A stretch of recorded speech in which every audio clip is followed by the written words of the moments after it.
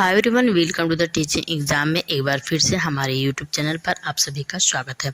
दोस्तों, आज हम बात करने वाले हैं। आज हमारा चैप्टर है कि मगध से रिलेटेड क्वेश्चन बनते हैं यूपी टेट या सी टेट या सुपर टेट या किसी भी एग्ज़ाम में बनते हैं टीचिंग लाइन में। तो जो जितना भी महत्वपूर्ण क्वेश्चन बनते हैं वो सब क्वेश्चन लाए हैं, जबकि बहुत ही महत्वपूर्ण क्वेश्चन है। अगर आप सब नहीं देखें तो बहुत ही पछताएंगे। और इससे बाहर मैं इतना निचोड़ लाई हूँ मगध साम्राज्य का कि इतना निचोड़ लाई हूँ कि इससे बाहर पेपर एग्जाम में आ ही नहीं सकते। चलिए अभी शिक्षा तो हम स्टार्ट करते हैं कि हमारा पहला क्वेश्चन क्या है। तो पहला क्वेश्चन की बात कर लेते हैं कि मगध राज्य का उदय किस महाजनपद में हुआ। तो आपको बताना है कि जो मगध राज्य का उदय मतलब कि जो मगध राज्य का वो हुआ था मतलब स्टार्ट हुआ था, तो कहाँ से स्टार्ट हुआ था, किस महाजनपद से स्टार्ट हुआ था, तो आपको बताना है। तो हमारा पहला ऑप्शन है कौशल, बी वाला है अवंती, सी वाला है मगध और चौथा वाला हमारा क्या है वश्य। तो आपको बताना है कि इसका आंसर क्या होगा। इसका आंसर हमारा होगा कि मगध से इसका क्या हुआ था, मगध से स्टार्ट किए थे। इसका राइट आंसर है C is the right answer. Next question की बात करते हैं। हमारा नेक्स्ट क्वेश्चन कौन सा है, देखिए सी है। मगध की प्राचीन राजधानी क्या थी। पुरानी राजधानी, प्राचीन मतलब पुरानी राजधानी के बारे में पूछा गया है। तो आप पहला ऑप्शन है कि पाटलिपुत्र, बी राजगृह, सी वैशाली, डी काशी। तो इसका हमारा राइट आंसर क्या हो जाएगा कि बी, राजगृह जो है इसकी प्राचीन राजधानी थी राजगृह। तो इसका राइट आंसर हो जाएगा बी। और पहले जान लेते हैं कि मगध के सबसे प्राचीन वंश के संस्थापक कौन है। तो वंश के संस्थापक हो गया है बृहदत्त था। तो इसकी राजधानी कहाँ थी, गिरिव्रज या तो फिर राजगृह। गिरिव्रज या राजगृह एक ही है, तो इस दो ऑप्शन दिए होंगे तो आपको एक पे टिक लगाना है, राजगृह होगा या तो फिर गिरिव्रज, दोनों एक ही है।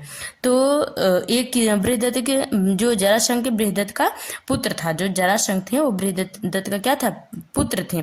और फिर मगध की गद्दी पर जब बिंबिसार बैठे तो 544 ईस्वी में बैठे थे। किसमें, 544 ईस्वी में कौन बैठा था, मगध के गद्दी पर बिंबिसार द्वारा बैठे गए थे। और बिंबिसार बौद्ध धर्म का अनुयायी था।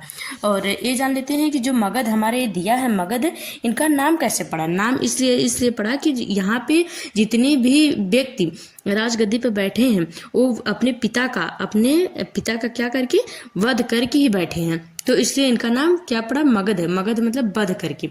तो अब जान गए होंगे कि मगध का नाम कैसे पड़ा। तो अब नेक्स्ट क्वेश्चन की बात करते हैं। थर्ड वाला क्वेश्चन है देखिए, राजगृह पाटलिपुत्र को राजधानी किसने बनाया। जो पाटलिपुत्र है इसको राजधानी किसके द्वारा बनाया गया था। तो आपको बताना है बिंबिसार या फिर अजातशत्रु या फिर उदयन या फिर महापद्नंद।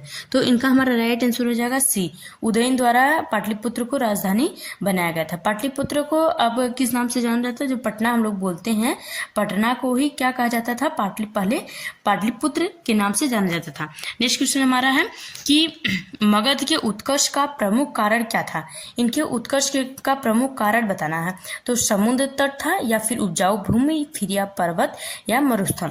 तो इसका राइट आंसर हो जाएगा कि उपजाऊ भूमि के कारण क्या है, मगध के उत्कर्ष का प्रमुख कारण बना। नेक्स्ट क्वेश्चन की बात करते हैं। हमारा क्या है, बिंबिसार किस वंश के संस्थापक थे। बिंबिसार जो किस वंश का शासक थे। तो बताना है आपको, नंद वंश के या फिर हर्यक वंश के या फिर मौर्य वंश के फिर या गुप्त वंश के।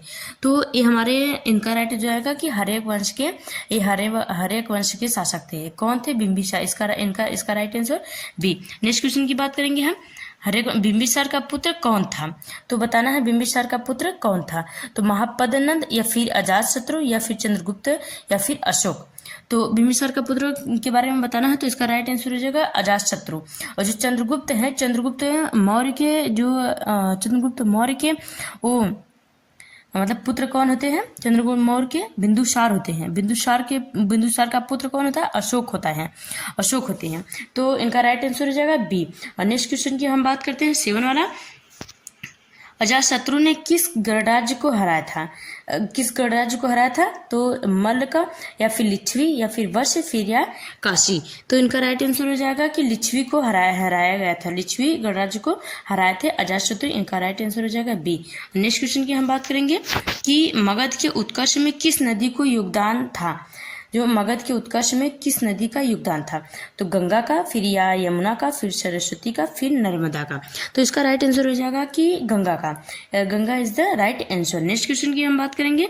नेक्स्ट क्वेश्चन हमारा क्या है कि महापद नंद किस वंश का संस्थापक थे? महापद नंद किस वंश के संस्थापक थे? या मौर्य वंश के, या फिर नंद वंश के, फिर हर्यक या शुंग वंश के? तो इसका राइट आंसर हो जाएगा बी, नंद वंश के संस्थापक। यहाँ पे वैसे भी लिखा गया है कि महापदम नंद मतलब नंद वंश के संस्थापक थे। नेक्स्ट क्वेश्चन हमारा है कि नंद वंश अंतिम शासक कौन था? नंद वंश के अंतिम शासक के बारे में पूछा गया है।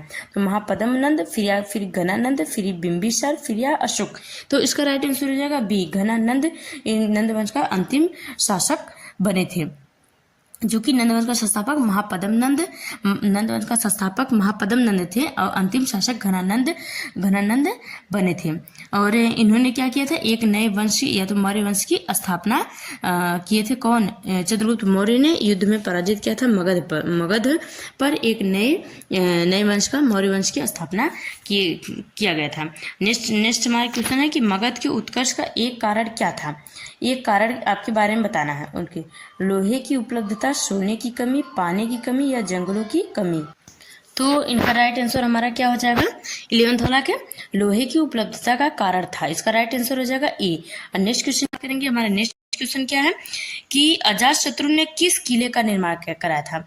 अजातशत्रु ने किस किले का निर्माण कराया गया था? पाटलिपुत्र का, या फिर राजगृह का, फिर या वैशाली का, फिर या तक्षशिला का। तो इसका हमारा राइट आंसर हो जाएगा पाटलिपुत्र का, मतलब कि पटने वाला किला का क्या किया था? निर्माण कराया गया था। और नेक्स्ट क्वेश्चन हमारा है कि मगध की शक्ति का प्रमुख आधार क्या है? मगध की शक्ति का प्रमुख आधार क्या था? सेना था, या फिर व्यापार, या फिर कृषि, या तो उपयुक्त सभी चारों। तो इनका हमारा राइट आंसर हो जाएगा कि सभी थी। मगध की शक्ति का प्रमुख आधार क्या था? उपयुक्त सभी हो गया। नेक्स्ट क्वेश्चन की बात करेंगे हम कि मगध का विस्तार किस दिशा में हुआ? मगध का विस्तार किस दिशा में हुआ? उत्तर में, या दक्षिण में, या फिर पूर्व में, या सभी दिशाओं में? तो इसका हमारा राइट आंसर हो जाएगा सभी दिशाओं में मगध का विस्तार हुआ था। नेक्स्ट क्वेश्चन हमारा है हर्यक वंश के बाद कौन सा वंश आया? तो हर्यक वंश के बाद कौन सा वंश आया आपको बताना? मौर्य वंश, या फिर नंद वंश, या फिर शिशुनाग, या फिर गुप्त वंश। तो इनका हमारा राइट आंसर है शिशुनाग। हर्यक वंश के बाद शिशुनाग वंश का स्थापना हुआ। नेक्स्ट क्वेश्चन हमारा है कि शिशु वंश के बाद कौन आया? नंद वंश, या फिर मौर्य वंश, या फिर गुप्त वंश, या फिर शुग वंश। तो इसका हमारा राइट आंसर हो जाएगा नंद वंश। शिशु नाग वंश के बाद नंद वंश की स्थापना हुई। और नेक्स्ट क्वेश्चन हमारा है कि मगध का उत्कर्ष किस काल में हुआ? आपको बताना काल के बारे में इसमें पूछा गया है। तो वैदिक काल, या महाजनपद काल, या फिर गुप्त काल, या फिर मौर्य काल। तो इसका हमारा राइट आंसर हो जाएगा कि बी, महाजनपद काल। किस काल में हुआ था? महाजनपद काल में मगध की उत्कर्ष हुआ था। और नेक्स्ट क्वेश्चन की बात करेंगे कि मगध के उत्कर्ष में जंगलों की भूमिका क्या थी? इसमें जंगलों के बारे में, भूमिका के बारे में बताना है।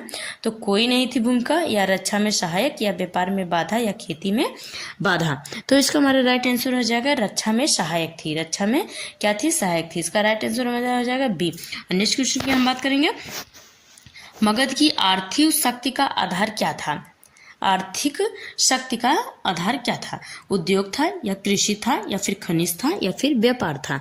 तो इसका हमारा राइट आंसर हो जाएगा कि कृषि था। मगध की आर्थिक शक्ति का आधार क्या था? कृषि था।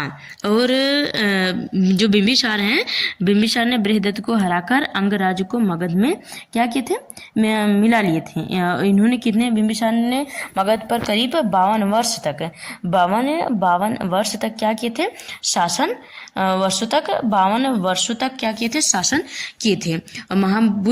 महात्मा बुद्ध की सेवा में बिंबिसार ने राजवैद्य जीवक को भेजा। तो आपको बताना है कि किसके राज्य में राजवैद्य जीवक आए थे? तो आपको बताना है बिंबिसार के। और बिंबिसार की हत्या बिंबिसार की हत्या कैसे हुई थी? तो उनके पुत्र अजातशत्रु ने कर दी थी। तो हम बताए थे ना कि इस मगध वाले जो साम्राज्य हैं, इसमें सभी पुत्र अपने पिता का मृत्यु करके, वध करके क्या किए थे? गद्दी को हस्तांतरित किए थे। उन्होंने क्या किया था कि 793 ईस्वी पूर्व में मगध की गद्दी पर बैठा। कौन बैठा था? अजातशत्रु ने। किस वर्ष में? 493 ईस्वी में मगध की गद्दी पर बैठे थे। और इनका जो अजातशत्रु का उपनाम क्या था? कुड़िक था। वह प्रारंभ में जैन धर्म का अनुयायी था और हाँ, जैन धर्म का अनुयायी था। तो अब नेक्स्ट क्वेश्चन है हमारा, और हमारा लास्ट क्वेश्चन है। तो लास्ट क्वेश्चन है कि मगध के उत्कर्ष का सबसे बड़ा परिणाम क्या था। आपको परिणाम के बारे में छोटे राज्यों का अंत, या बड़े साम्राज्य की स्थापना, या युद्धों का अंत, या फिर व्यापार का अंत। तो इसका हमारा राइट आंसर हो जाएगा कि बी क्या हो जाएगा, इसका हमारा राइट आंसर हो जाएगा कि B is the right answer. तो नेक्स्ट क्वेश्चन की अब हम, नेक्स्ट क्वेश्चन नहीं है, ये मेरा लास्ट क्वेश्चन था। अगर आप लोग को थोड़ा सा भी हेल्पफुल लगा हो दोस्तों, तो क्या करेंगे, आप हमारे चैनल को सब्सक्राइब बल्कि ना करिए, बल्कि लाइक हमारा लाइक कर दीजिए। आपकी एक लाइक से हमें मोटिवेशन मिलता है। मिलते हैं नेक्स्ट वीडियो में, तब तक के लिए जय हिंद, और हमारे चैनल को सब्सक्राइब कर लीजिए।